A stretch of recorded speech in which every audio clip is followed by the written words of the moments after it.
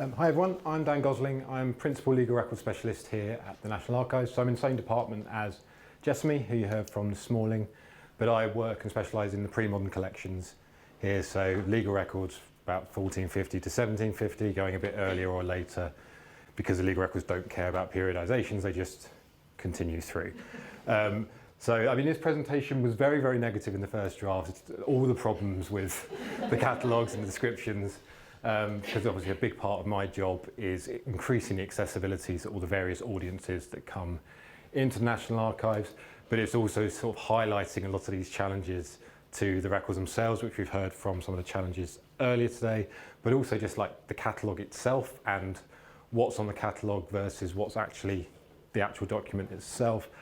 So a lot of what I do is sort of training and trying to connect that record to the online catalogue and digital records. So I'm going to sort of speed through a few of the sort of the causes of these hidden voices, and then hopefully my fellow panellists are going to say all the wonderful things that AM are doing as solutions to some of these. So sort of one of the main causes is this sparse record description on the catalogue. I'm going to use legal records just because that's my specialism, but to be honest, across our collections you will see descriptions not unlike this one, which it has this unique reference, it has what type of document it is. In this case it's a plea roll for the Court of King's Bench from the 16th century, from 1520s, and then it's got a date. So that's all you're going to get in terms of a catalogue description. So in terms of hidden voices, there's lots. This actually refers to one plea roll for one term for 1 year. There's hundreds of cases in that, you know, as many voices, as many names in that as cases. So this one, the well-known, or the hidden voice of Thomas Wolsey, who many people know, but I think it's just a good example of, it's a really, really well-known event, it's a really, really well-known person, but from the catalogue description you wouldn't know that the legal records relating to his downfall in October 1529 is in this King's Bench plea roll. So the catalogue description you have is a couple of lines giving a date with a reference. One thing I might add for that is, from a purely archival point of view, there's nothing wrong with that catalogue description. There's a unique reference, there's a description saying what type of document it is, and there's a date. So as a researcher or as someone accessing the records, you have to know that Thomas Wolsey's downfall was in Michaelmas term, October 1529, to know that that record is in there. But from an archival point of view, the cataloguing, you're like, yes, that's fine. There's no errors there. And so part of our job is to explain to researchers. My background is actually in history research. So coming into the archives and you start to see these different ways of descriptions. And just because all the content isn't on the catalogue doesn't mean there's anything wrong with that, but it's explaining and connecting that to the record itself and the voices you can get in it. I mean, also, we won't get into it today, but the language in this is Latin, which is another barrier to get through, and particularly dealing with legal records, most of it is saying the records aren't that scary, the language isn't that scary, it's very formulaic, but also it's a little bit scary and you need to sort of get to grips with it. So the sort of second cause, which sort of connects to the sparse catalogue descriptions, the record context. So at the National Archives, but every archive and collection has their own sort of collection policy and the way that they reference things. At National Archives, because we hold 11 million plus documents of public records, government records going back to Domesday Book, the records are described by the office or government office that received them or created them. So you've got Chancery on the left, which is C, but that covers the sort of the Secretariat Chancery, so the patent rolls being drawn up, but also the Court of Chancery is all in there with that C reference.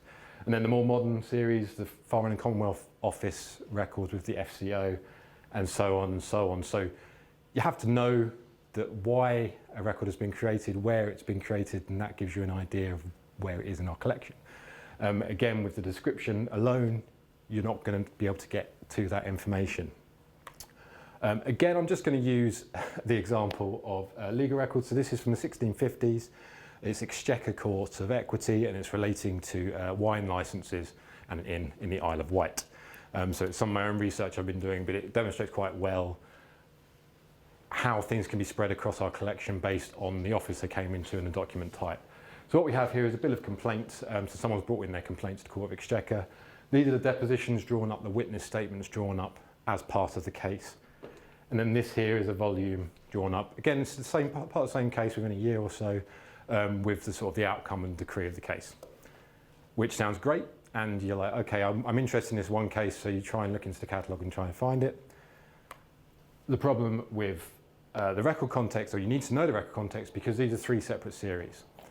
It's one case, it's all 1650, it's all the same people involved, but you need to know not just the office it's come in, but you need to know that the bills and answers, that document type, are in E112, but as part of the same case, you've got your depositions in E134, you've got your decrees and orders in E123 to 127, and so on and so on. So it's that sort of added record context. I mean, and to complicate things further with the legal records, if we think back to our sort of sparse catalogue descriptions, bills and answers barely described at all.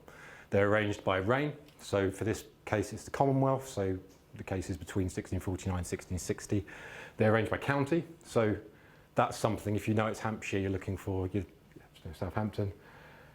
And then you can find, you'll have to order up that record or use calendars here on site. You can't just, working online remotely, find the case you're interested in. So there's a huge amount of information hidden behind this sort of sparse catalogue entry. Depositions are a little better described.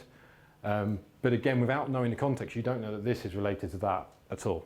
Because looking at the catalogue descriptions, they're the same dates, but apart from that, there's nothing obvious to connect them. And then same with the decree and order books. You've got the date and what the type of record they are, but you don't know the cases that are in them, so you need to use the calendars. And it's that awareness of record context that is required to know where to look for certain information.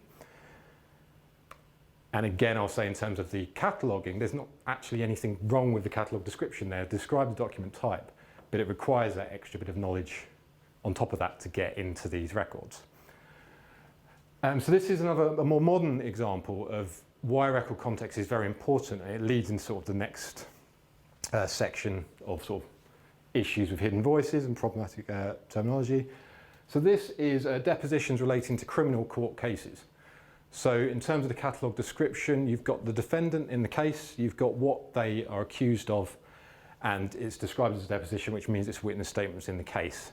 But what we've added into the catalogue is this disclaimer here: naming a defendant within this catalogue does not imply guilt, because unless you know the way that the records were created, the way the court case is going, you might see a name, murder, and go, this person's a murderer. I mean, they might be, but at this point the document is created, the case hasn't finished. All we can say is this person was accused of this crime. And obviously with these modern records, that can be problematic with sort of family members or people directly involved, and that's actually what prompted this, because we can't assume that everyone's going to know the record context, and it needs that extra sort of disclaimer to say, this is document type, it does not imply guilt. They might be guilty, but that's not for us to say, we're just describing what the record is and the information in it. So sort of finally, to sort of wrap up all of that and to lead more into, so everything I've been describing before, there's nothing wrong with the catalogue description, even if it's a bit sparse from an archival point of view. What happens when we're dealing with historic archival practice and biases and problematic terminology that we do have to deal with? At the time, if they're describing a record using terminology in the record that might today not be acceptable to use. So that is something where we do have to actively look at the record and re-describe it without losing the context of the record, what the record's about, but acknowledging that at the time, the terminology wasn't problematic, well, it probably was problematic at the time, but changing it today to fit those descriptions. So my colleague, Victoria Iglikuski-Broad, who is our diverse history specialist, working particularly on sort of the suffrage exhibition we did a few years ago, she came up with this quote, and I thought I couldn't really put it better myself in terms of thinking about why these records are collected, created, the descriptions. So her focus is on sort of the hidden voices, the lost voices of women in the archives. But it's sort of equally true for the sort of the everyman as well. You generally see, particularly sort of the Public Record Office and the central government departments, it's the voices of the kings, of the government, of the councillors. They do happen to be male-centric, and those administrative systems are male-centric as well. So it's something to consider. I mean, we use that whole word of bias, but it is true thinking about description and collection, that's sort of inbuilt and has been ingrained since we were a public record office and even before. So these records have been in sort of the care of whatever the precursor to the public record office was since they were created in the 11th century. And then sort of the public records developing in the 17th, 18th centuries. So it's not just women, it's all sort of diverse histories. So this is engaging with sort of problematic terminology or challenging issues within our collection. And this is one of the things that, one of our solutions to these complex records. So it's not just sort of looking for hidden voices and diverse records within our collections. It's also, we have these sort of research guides for the Court of Exchequer, for the Court of Chancery, for all of our main collections and themes. We have research guides like this, which is one of the ways we try to explain to people how our records are arranged, if they're looking for a particular topic, how they find them in our collections. So this one I've used here is just for the specific one for Black British history. So some key events and what records are collected here as sort of the government archive. So just to very briefly recap, and I'll let the panellists say all the wonderful things AM do to highlight some of these hidden voices. So there's the three main things that are sort of causing these hidden voices at National Archives are the cataloguing standards. So they're not technically incorrect, but there's a lot behind those catalogue descriptions, and you have to be aware that there is stuff behind them. Archival arrangement, so you have to know sort of which archival collection, what their collection policy is, how they cite things, how they reference things, and then historic practice and bias. And the solutions that we are doing here at the National Archives, improved cataloguing, and a lot of my work is working with some of the legal records you've seen today to provide some better descriptions so you can connect, for example, cases together, or at the very least to date things, because some of our series are just completely undated. So improved cataloguing to a point. And then research guides and training to understand the arrangements. So we have those research guides for all of our main collections and topics. We also run the postgraduate archival skills training that you heard about this morning. But that's not just for academics. We sit on the inquiry desk, people come in, they send emails. We're there to sort of advise all the audiences for National Archives how to come in, how to use our collections, how to find what they're looking for. And then updating outdated catalogue descriptions. So that is a more active thing that we're doing. That is acknowledging that some of these practices are outdated, identifying them in our collections and finding a way to amend those descriptions without losing sort of the accurate cataloguing description, while at the same time acknowledging sort of the changing terminology and a problematic terminology. But the National Archives cannot amplify these hidden voices alone, so we do what we can as time and resources allow, but in terms of, say, cataloguing, once it's got that sort of accurate, if sparse catalogue description, it's very difficult to argue with the high-ups, oh, we need to spend another year going into real detail and putting all this information into catalogue, because they will say, well, if people want to access it, they can.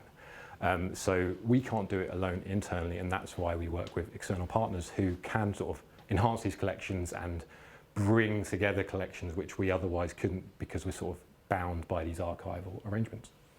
Thank you.